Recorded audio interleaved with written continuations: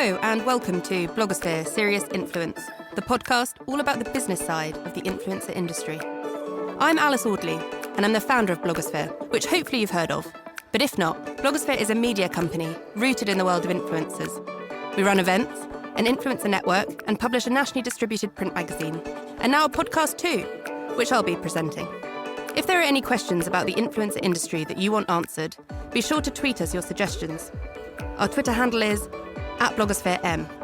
And if you want to learn more about influencers and the influencer industry, be sure to visit blogosferemagazine.com and invest in a subscription to our essential magazine.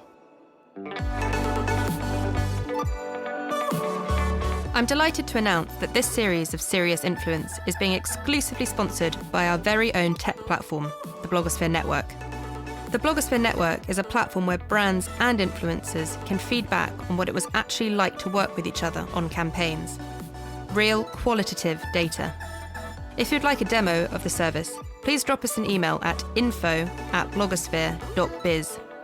That's info@blogosphere.biz.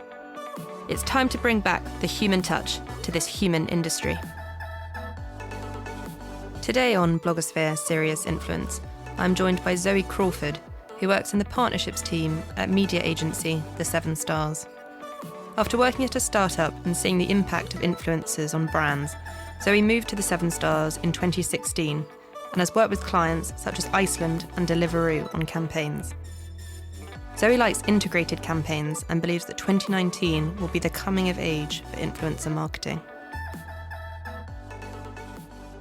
My name is Zoe Crawford and I work at The 7 Stars, which is a media agency. For about the past 5 years, I've been working in brand marketing and partnerships, specifically with influencers and events. And yeah, Excellent. Now I work at The 7 Stars. Perfect. So tell me a bit more about how you got to The 7 Stars. What was your background and how have you found yourself in influencer marketing? Initially, I actually worked for a startup and we were looking to launch a new brand in Berlin. And funnily enough, that was my first introduction to influencer marketing because I think they're the best in class at brand marketing. So the first influencer I followed was actually M. Sheldon. Oh, really? Yeah. Which is really funny because I've had a few conversations with her and I'm like, oh, should I tell her? Should I not? So have you worked with her since? No, we have had a few discussions though, but there hasn't been quite the right opportunity yet. But it has been quite interesting talking to influencers, obviously, that initially I used to follow and then ended up working within the industry itself. So that's always been quite nice. When did you first get into social media yourself? What were your platforms that you were on? So that goes all the way back to MySpace, showing Really? my age now. Yeah, MySpace, and then Facebook was huge for me, and then Instagram ended up being the hero platform that it is now, just very visual, although I'm quite passive. And when I'm outside of work, I don't really tend to engage. I'm one of those annoying people who just sees it all but doesn't actually engage with it. So it's quite interesting kind of when in work, I'm all over it. And then I guess outside of it, I quite like to be a passive user. Why do you think that is? Do you think it's so full on during work and that you need to have that break? I think it's really interesting actually because a lot of social media managers in particular that I've met have the same kind of relationship with social. They're all over it at work, but then generally speaking outside of it, I find that quite a few people don't even have those profiles or have their own profiles just because it associates to work now. But I do tend to still follow all the influencers that we're working with and ones that I'm passionate about, and I quite enjoy just looking and seeing what everyone's up to, but not necessarily engaging or sharing so much myself. So when you were working with the startup, what was the startup called? It was called Beyonder. Beyonder? Yeah. And what was the... So that was a serviced apart hotel company, which got bought out by Seiko, which is one of the biggest service apartment companies in the UK. But it was really fun because it was a really creative company in which we built a brand based on a orange astronaut was our brand logo. Very different. We were looking for kind of creativity and making sure that our brand guidelines were really hot, and that was really key to the actual startup. So I think through that, I started to learn a lot more about influencers at that point, and then had more of an interest in them as to how they could affect a startup or they could affect a brand, or how they were almost brands within themselves. What year are we in now when you were doing this? Oh, that was 2015. And so it's subsequently been bought. So was your main marketing route influencers for that startup, or were you in charge of marketing as a whole? marketing as a whole. So there were actually only 10 of us in that company at that point. So it covered quite a few different roles. I was sat within kind of the marketing team, but also looked after things like events and PR. And then that took me on to my next role, which was more marketing kind of driven and social driven. I think because I was a bit younger, everyone assumed I'd be better at digital and social and kind of have that experience and background just because of my age. Was that you pushing then, I think that we should try influencer marketing, or them saying, oh, you're a bit younger, you must understand what's going on social media? I think a bit of both. Yeah. I think there is that misconception that just by age you therefore know digital. Obviously, I think you're slightly more aware of it. I was really interested and kind of brought to the forefront how we noticed that influencers were just starting to phase in a little bit at that point. And we were really keen to bring them to the forefront and copy effectively how they brand themselves. What was one of the influencer marketing campaigns that you did at that time with the startup? So at that point, we didn't actually do an influencer campaign. At that point, it was more so looking and learning from the influencers themselves, how they did the branding and how we could almost copy that for our own branding purposes. It wasn't until later on that I actually started working directly with influencers, particularly at the 7 Stars. So how did this move happen? The startup got bought and then you moved over? Yeah. And going from startup to an agency that's been around for quite a while? Yeah. So my friend actually recommended it to me because the company culture is amazing and they're an independent agency headed up by Jenny Bigham, who's a really inspirational female leader.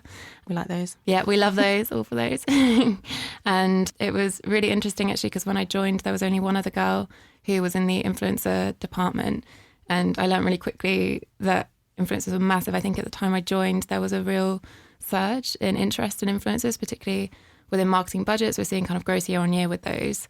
But I think at that point, it was this hot new thing that all influencers and marketeers were really interested in, but didn't necessarily understand. They just knew they had to kind of spend with it. And what year is that then that you moved over? That was 2016 that I moved over. So that was really interesting to see. I do feel like that was the first generation of big influencer marketing. I feel that we're in second and probably even third wave influencer now, but as the industry grew, it was the marketing side kind of kicked in hard in 2016. There had been kind of campaigns and things before, but that's when it really started moulding itself as an industry. Yeah, definitely. I think it was kind of almost trickling in before, but then 2016, it was just like a waterfall. Suddenly everyone was all over it. They just knew they had to be a part of it, which was really exciting, really interesting to be a part of that dedicated team that time, because before it was always an element of marketing, whereas at that point, moving to the 7 Stars, I got to fully encompass it, which was great. So did you get to do campaigns that were purely influencers, or was it the 7 Stars already had a client and then that was an add-on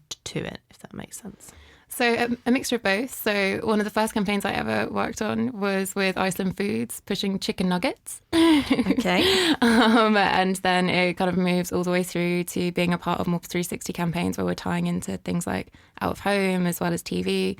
So, for example, we just had a Deliveroo event with Time Out, and that was more of like a event partnership. And from that, we got tastemakers from Time Out to join the event. So it then becomes much more kind of 360. So I think what's actually happening within the industry, which is really nice, is that influencers are being tied in and thought of as a whole and as part of the bigger picture instead of just as a segment, which I think is really important to the overall success. And I actually think putting influencers even in things like out of home or even within TV, more so than celebrities, is something that we'll start to see more frequently in the next year.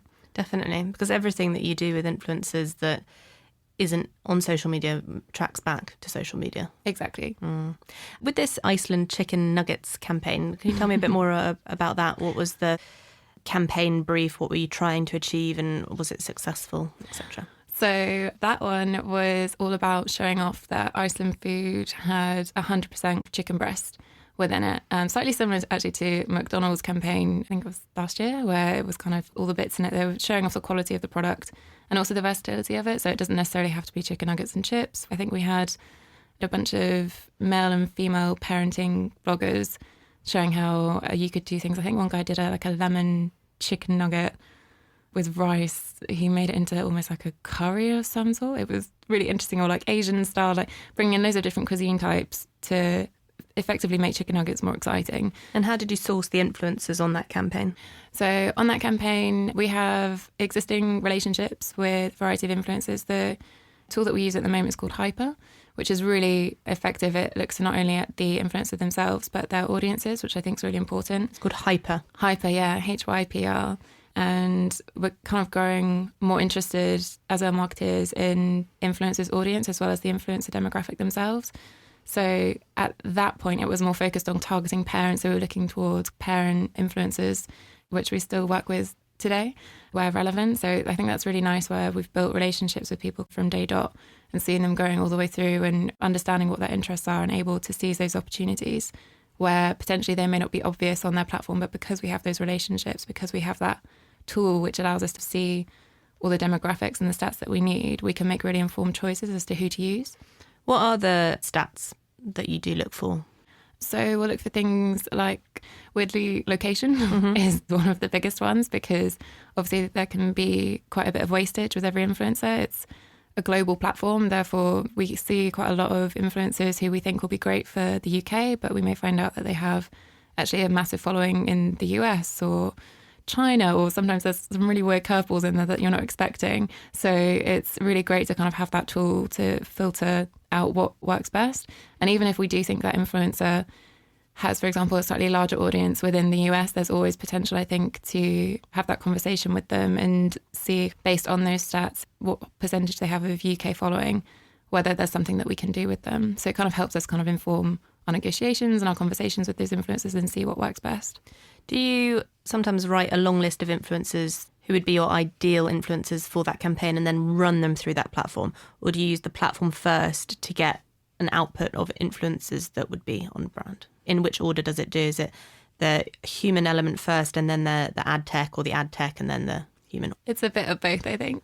So, I mean, sometimes there'll be a brief and you'll immediately think of someone, or there's an opportunity that comes up and you'll effectively be like, this person's been waiting for this for a really long time. It would be mad not to use them. But then there are other moments where you always want to do the research and make sure that you are putting the best person forward. So generally speaking, I think there's that level of relationships and the human touch first, where you'll think of a general list, but then we always go and back it up with the research and then have that soft touch at the end just to make sure that they are right for that brand. It's a mixture of everything, which is why I think it's really great at the 7 Stars, because they're effectively a relationship-driven agency, but they're really pushing for transparency within all media, not just influencer marketing. I think that's something that we're really pushing for as well. In terms of how a brief works, will it be the brand gives you the brief and then you fulfill it? Or does the brand give you budget and then you create the brief and then find the influencers to work on it? So it really depends. So, for example, there's so many different ways that can come about. It could be that we're pitching for new business. So it always starts with the insight, not the reach. So, for example, we'll start off by doing a fair amount of social listening and research to come up with the insight. Then we'll come up with a proposed strategy, and at that point we'll find the partner. So that's when we start to kind of have a look around and see who we think is the best fit for that brief.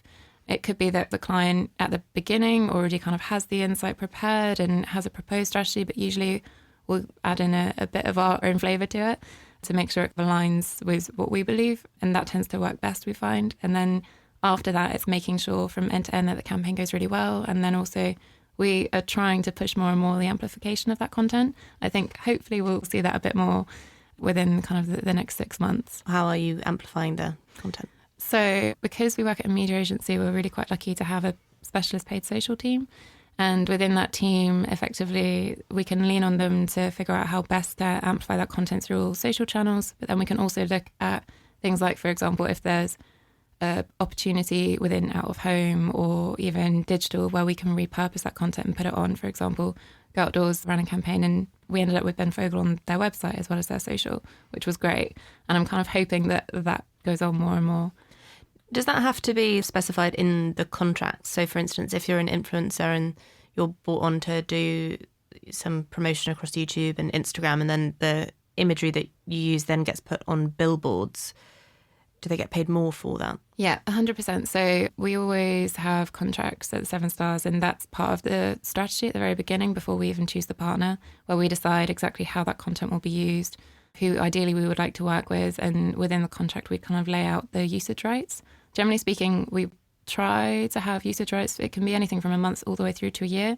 So if we have a client who's particularly interested in reusing that content for up to a year, on things like billboards or out of home, then we'd probably go for a year. Whereas if it's only on their social, we'd probably use it for a month whilst it's still relevant.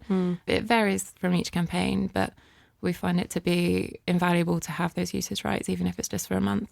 Because there are some influencer platforms where the sell to the influencer is you don't just get to put your content here, but then your content can be seen across billboards, which they're not being paid extra for that. Do you think that that is viable and has much longevity to it? Or do you think people will cotton on to the fact that actually I'm producing something that would take a different team a lot of time and a lot of money? I think that's something actually that we're seeing more. So especially within the last 6 months, I think the discussion over usage rights, initially before there was almost like an exchange where you'd effectively offer the client's reach as a value exchange for it. Whereas now it's being taken a bit more seriously by clients and influencers themselves, where they kind of understand the value of effectively what a creative agency would charge. And I think having that relationship with an influencer is important with the client, as well as from the media agency to the influencer themselves, to kind of have an understanding of exactly how that content's going to be used and that trust. So we tend to ask for those usage rights, but then we always try and forward on those links of what content is being used by the client, because generally speaking, more often than not, the client will always ask for usage rights just in case and then try and fit it into their social plan. Sometimes we're unsure, but we get it there as a bit of a safety net. So it's a bit hard. It's kind of how long's a piece of string. I think if the campaign and strategy are kind of solid and set in stone as to exactly how they're going to be using that media effectively and that content, then we can really clearly let the influencer know how it's going to be used. And if it is to the point where it's going to be used on billboards or in store, for example, then that's usually really clear to us from the beginning, and we can take that influencer on that journey. More often than not, what we're finding is that clients are asking for usage rights just for on social. And I think that every kind of form of usage, there should be some kind of fee, personally, because effectively you're paying for the creative. And I think that's something that we're seeing more and more. And I completely agree that, influencers should be, basically they should be able to charge for creating content, doing that campaign, and also to have their content put up everywhere, because it's exactly the same as a creative agency. You mentioned in the last 6 months those conversations have been going on. Since you joined the Seven Stars in 2016, how do you feel that the industry itself has professionalised, and do you think we're seeing that more and more? I think it's really interesting. I think in the past few months, influencer marketing in particular has come under the spotlight from the media in particular.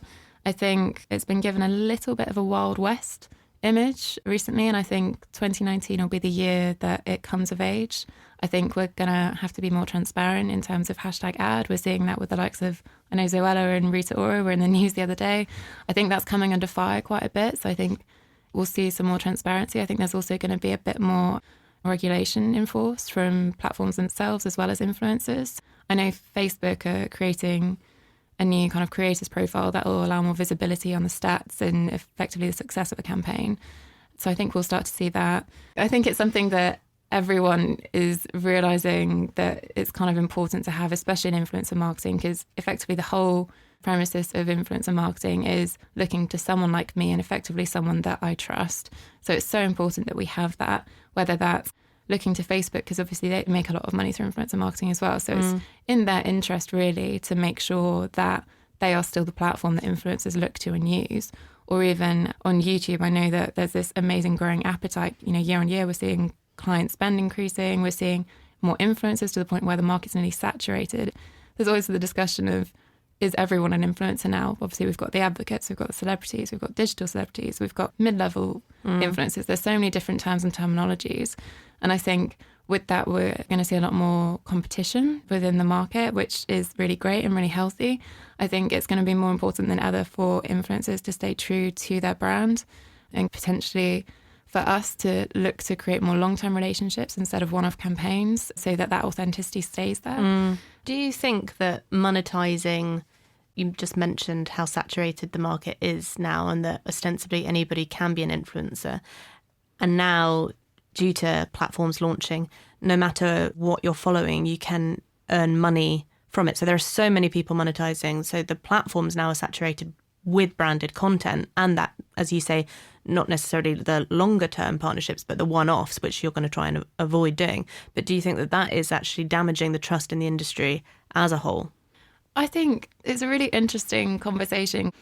There's been kind of a debate internally in our agency as to whether, as influencer marketing grows and becomes more common, and effectively at the end of the day influencers want to make money, so will their own content become more commercialized just naturally over time as kind of time goes on, because they know that that's what will appeal in terms of brand safety towards clients, in terms of creating those long-term relationships and increasing that spend for themselves. So I think it will be really interesting because we'll see that competition. I think we'll see the quality of content just continue to grow, which really is what we want. And I think that level of professionalism and transparency, I think that will sit above the rest. And I think potentially we'll see almost, I don't want to say a cut through of kind of the top tier quality influencers who are really dedicated to kind of following that, and kind of brands who want to align with them. But I think there will be the start of a small divide potentially. But again, it depends exactly on what the client's looking for, because obviously advocacy is so important and going. I think there's obviously that trend towards, if you're looking for high engagement, then the way to go is to people who are new to the market and have those pure passions and potentially a low reach. So I think there's opportunity for everyone. It's just, I don't know, it's really interesting to see. I suppose it's not just on the influencers, it's on the brands, what they want to achieve. And people don't mind being sold to. You know, people like good ads, but it's when there are just lots of holding up product that doesn't sit quite as right. And then that's damaging for everybody. Exactly. I think what we're going to see a lot more is the need to be creative. So because the market is saturated, like we were talking about, I think just holding up a product no longer suffices, and it doesn't necessarily engage audiences like it maybe once used to, because where before that would have cut through, now it's kind of much of the same. So I think in order for clients and influencers to be successful, we kind of really need to think about that strategy at the beginning and that insight, and think, how can we grab these people's attention and get that cut through? I think in terms of the amount of content that people are seeing, it's really interesting, because even with younger demographics, we know that 70% of teenage audiences on YouTube are more likely to be influenced by YouTubers than celebrities. So there's still that growing appetite for it, because we know that I think it's half of the top 20 YouTubers are influencers. So I think even though it is saturated, we're also becoming quite accustomed to it. So I think before as well, where particularly kind of, I know celebrities have come under attack recently where they're not using hashtag ad. I think where before we would have not necessarily been able to identify it, I think consumers now can. Yeah. So I think that level of transparency is really important. And I think people are starting to accept it and consumers are starting to become accustomed to it. And it's just how we play it as a market in order to still engage them, still retain that trust, and still effectively have that cut through that all clients are after.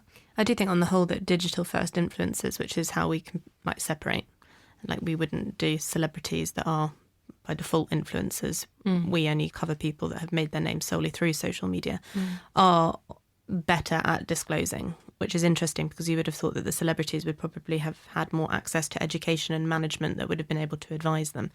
We were doing a panel for Serious Influence Live, and Sarah Tasker from Me and Orla was saying that she'd been sent a list of people from Strictly Come Dancing to ask how much they would have probably made from those posts. She's like, never mind about how much they would have been paid. Look how few of them have disclosed.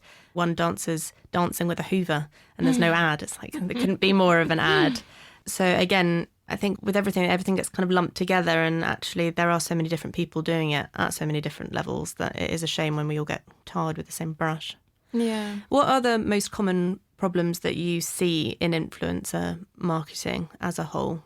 And when brands are coming to you and wanting to investigate, are there any common problems that you find that they're asking for? I think one of the first things that we talk to all our clients about is effectively trying not to get them in front of the creative, or stopping that creative flow that makes influencers who they are and as successful as they are. It's really difficult, especially with clients who have to go through so many hoops effectively to get creative live, for them not to interfere with that journey and to have a really prescriptive brief that doesn't really allow them to be very creative. I think especially now it's more important than ever for influencers to have that creativity. And what's quite nice is a media agency is we're almost the middleman. So we can push back a bit on the client, or sometimes on the influencer, to make sure it's right for both of them and that they meet in the middle. But I think especially for influencers going client direct, to make sure that they have those conversations, to make sure that at the end of the day, the content will work for both parties. Because effectively it is a partnership. You should be working together to create something that will work for both of you, not just one or the other, in order to make it as successful as possible. In terms of your timings as well, is it half of your job is going to pitch and then half is fulfilling? To be honest, it's a bit of everything. So it really depends. I think within 2016, it was very much pitching, or we'd have clients coming in and then they'd discover that we had an influencer marketing department, and then they were just keen to kind of get us in. There was that real hunger to just get involved. Whereas now it's slowing down slightly and being a bit more formalised, which I think it needs, and a bit more regulated, and true almost interrogation of how will influencer marketing work for the campaign that I'm currently running? How does it fit in? Which, again, I think in terms of integration is really important. I think before it was slightly siloed because no one really knew how to work it. Whereas now, as we're seeing that more and more, it's becoming part of a bigger strategy and a bigger media or advertising campaign, which I think is really important and quite exciting for all influencers kind of involved. Do you work for clients just on influence marketing? Like, will you go out and pitch and just your influencer marketing team fulfills that brief? Or are most of your campaigns already with existing clients of the 7 stars? Again, it's a complete mix. So sometimes we'll have a brand new client come in who will just be looking for influencer marketing. Generally speaking, as a media agency, not an influencer marketing agency, we will be pitching for more than one type of media. Or it could be, for example, that we've got an existing client that we pitch in the idea to include influencer marketing within their strategy or plan. So that's effectively pitching for that business on a side note. Or it could be that, for example, we see an opportunity and kind of bring it to them, and it's not as much of a pitch, more of a soft sell. So it really depends on the client, how long we've had them for, and where the opportunities lie. When you do go to an existing client who's not using influence marketing and suggest that they should think about it as part of their strategy, how many of them say no, and what are their reasons? Oh, that's a good question. So I think for some clients, there's a bit of a nervousness around it because of that slight lack of control of effectively handing their creative over to someone or a group of individuals. I think, especially in terms of lead times, it takes a lot longer than the rest of media. It's whether the timings and marketing plan allow for that. I think we've had a bit of pushback on that before. Why does it take longer? Generally speaking, because we find that the best quality content comes out of campaigns that aren't rushed, out of creative that isn't rushed, and to make sure, again, from that partnership perspective, that both parties are winning. So if we do try and do an influencer marketing campaign, really kind of on a tight turnaround and things, I think it just adds a bit of pressure on the client and the influencer, and it potentially opens up the field for potential mistakes or misunderstanding or miscommunication that we just don't really want to happen. What is the sort of time period that you would feel comfortable with on an influencer campaign? Is that sort of 3 months or? I think it depends completely on the brief. So it changes and varies from client to client and with each influencer as well, because obviously there's their schedule to think about as well, because we're dealing with humans. And I think that's something that we're always trying to educate clients is, you know, you're not just buying a media, you're buying effectively a person and working with them, much as you would kind of your own team. You wouldn't put people under unnecessary pressure if you could have a much more enjoyable experience, which is what we always kind of strive for. Because the turnaround on other forms of media then can be quite fast. Yeah, exactly. So with things like social, the turnaround times are under a week, whereas we try not to ever get in that situation with an influencer. We'd like to go on that journey to make sure we get the best quality content possible. Do you ever use influencer marketing platforms? We have occasionally briefed out to, generally speaking, when it's an advocate campaign where we're looking to work with hundreds of influencers, because in order for us to kind of have that relationship one-to-one, it's kind of not possible unless you have clones, which I wish I did sometimes. But we find that it works best to work through other platforms for something like that, where especially kind of the platforms where you can upload a brief and then filter through their content and then through the individual at that point, instead of trying to source the 100 perfect people. We find it easier to flip the process for something like that. Is that part of an existing campaign, or can that be a campaign in its entirety? Usually it's part of an existing campaign. So I don't think actually we've ever purely outsourced to another agency. I think it's always just as a support mechanism. So I think, for example, If we're looking to include mid-level influencers who, generally speaking, we tend to work within the 30k to 150k reach mark. So we'll use those as almost like the heroes of the campaign, and then we'll support them with advocates at a slightly lower level, and then usually look to a platform to support us for something like that. And in terms of the revenue split on that, is it the mid-tier get 80% of the budget and then 20% goes on the platforms? Obviously that's case by case, or is it 50-50? It really is case by case. So I think it completely depends on what the client's objectives are and what they're looking to get from that campaign. So obviously if there's striving for engagement, then obviously we'd upweigh the advocate marketing budget. Whereas if they're looking for reach, then we'd look potentially more to the mid-tier influencers. So there's no specific rule, I wouldn't say.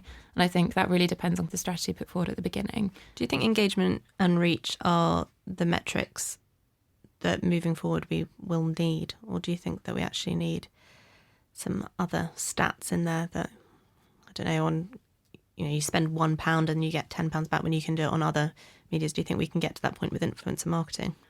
I'm really hoping so, because obviously at the end of the day, marketeers are always looking to increase their bottom line and trying to sell that story in. I think, we've got the really nice soft metrics of engagement, and then it's beyond that, the reach, kind of the eyeballs to that content is also really important. But I think at the end of the day, if there's any way we can prove that influencer marketing drives that bottom line, we can only improve and be winning, basically, because that's an ongoing conversation that we're having with clients, trying to link that through. And I know there's things like UTM links that we're trying to use with influencers, but they just don't work for the content purposes that audiences are used to. People aren't really used to clicking through, I don't think, as much on like an influencer post as, for example, they are on a paid social post coming from a client. The expectation isn't there. So I don't know whether a bit of it is training the audience or whether there's some other way that we can potentially look to do that. I think there is a slight gap in the industry as a whole for research studies within influencer marketing, which the 7 Stars are looking into at the moment, which is quite exciting. What will you be researching there? So we are looking into effectively the frequency of which people remember a brand having seen an influencer campaign. It's all a bit up in the air at the moment as to exactly what this research will entail, but we're very excited to understand more and effectively be able to prove the effectiveness of influencer marketing beyond just reach and engagement. Do you think that YouTube, in terms of trackability, is a better platform for you than Instagram? It's interesting, really, because I think each platform does different things. I think what's really great at the moment is Instagram having the shoppable tool. I think we'll see a massive surge in that for brands with influencer marketing in particular. I think YouTube is great for long format content. I don't think anyone else has really nailed that. I know that Instagram are bringing obviously Instagram TV and we've got Facebook Watch, but I think everyone still goes to YouTube for that long format content. Have you ever done an Instagram TV, bit of paid social? We haven't yet. So that's something I'd really quite keen to explore. You should, Sophie Hannah Richardson, she's got some good Instagram TV stats, I tell you. Oh, really? Yes, and some of her videos are over 1 million on Instagram TV. Yeah. It's like the only one that I really see succeeding. But that's what's really interesting is that a little bit like what we were talking about earlier, where in order to have that cut through, you just have to take those risks, especially creatively, and kind of learn those new tools and those new platforms and just go with them and see if it works for you. Because it's so great because we're such a mobile industry in a way, and there's still so much experimentation that we can still do because we're so new and quite young. Then it makes us quite exciting, and if we can be at the forefront of that through things like Instagram TV, I think that's great. I think it's just getting clients to come on board with that as well in order for them to take that risk, because we need both the influencer and the client to be up for it, and then hopefully, fingers crossed, it will be successful to then learn from it to be ongoing with it. So it takes, I think, a specific kind of client and influencer to create those kind of campaigns. At the beginning of this year, did you sit down as a team at the 7 Stars and say what your goals are in terms of influencer marketing for the rest of 2019? That's really interesting. So we actually, at the 7 Stars, we do what's called our annual biz planning. So we'll look at every single department within the company in April and sit down and kind of assess what they've achieved in the past year and what their goals are for the following year. So we did that for the influencer and partnerships team that I sit within. And then we also had a bit of an update to everyone, because I think at the end of December within the industry, the kind of the Wild West that we were talking about, we kind of wanted to talk about that and make it an open conversation. So we had an internal meeting updating everyone on where the industry was at, where we see it going, and what we personally at the Seven Stars are doing about it, basically. Which will lead into your research. Exactly, yeah. So we're hoping to move that forward. That's still very much up in the air as to exactly what that will entail. But I think it's something that every agency and client should really be looking to do, especially with such a new industry. We need to start looking into the numbers, I guess, and also seeing what the effects are beyond engagement and reach. Do you think there will be some victims when that does happen and it does get cleaned up? And who will they be? Because there are a lot of people within influencer marketing now. So many companies have set up in the last sort of 2 years. Yeah. And Wild West does also equate to money. It does. I think there's a little bit of acceptance into the fact that using things like hashtag ad, if you haven't before and you do now, that it's okay. But if you continue to buy bots or things like that, then effectively, why would you? Kind of, it's all out in the open. So if you continue to use those practices, then you will eventually get caught and it will make you less appealing to work with.